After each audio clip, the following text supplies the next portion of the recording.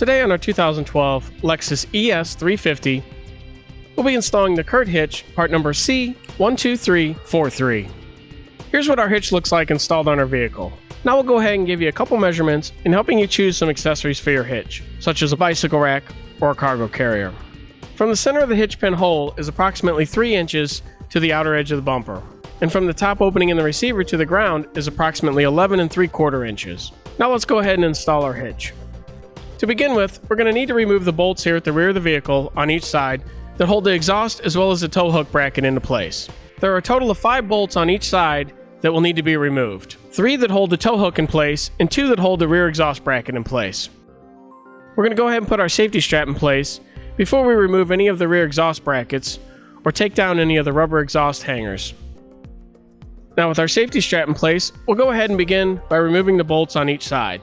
We will not be reusing any of these bolts, and the tow hook brackets will not be going back into place.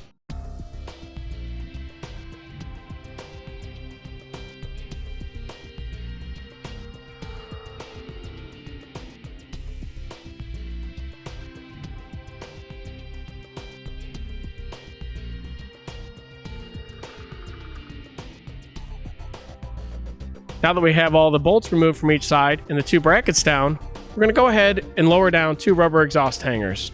To do this, a little bit of spray lubricant and a pry bar, our large flathead screwdriver, works good.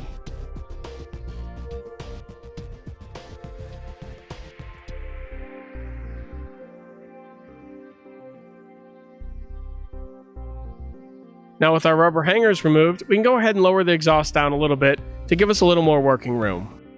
Now let's go ahead and point out the locations that we'll be mounting our hitch with. There are 4 on each side. The hardware used for each will be a hex bolt with a conical tooth washer. All 8 locations will have the same hardware. Now let's go ahead and start to put our hitch into place. Once we have our hitch held up where it needs to be, we'll go ahead and put the 2 bolts, 1 on each side, that face the rear of the vehicle. We'll just go ahead and put these in loosely so that it supports the hitch. We went ahead and put the center exhaust rubber hanger back into place to help us hold the exhaust up a little higher. And then we can line up the exhaust brackets on each side and begin putting our bolts in, making sure that our conical tooth washers are always facing the hitch. Now you may need to move the hitch as well as the exhaust brackets around a little bit to get everything to line up. So as you're putting the hardware in, don't tighten down anything yet until you have all the hardware installed. Now that we have all the hardware installed, we can go ahead and begin tightening things down, followed by torquing it to the manufacturer's specification. Now with our hardware all torqued, we can go ahead and put the final rubber exhaust hanger back into place.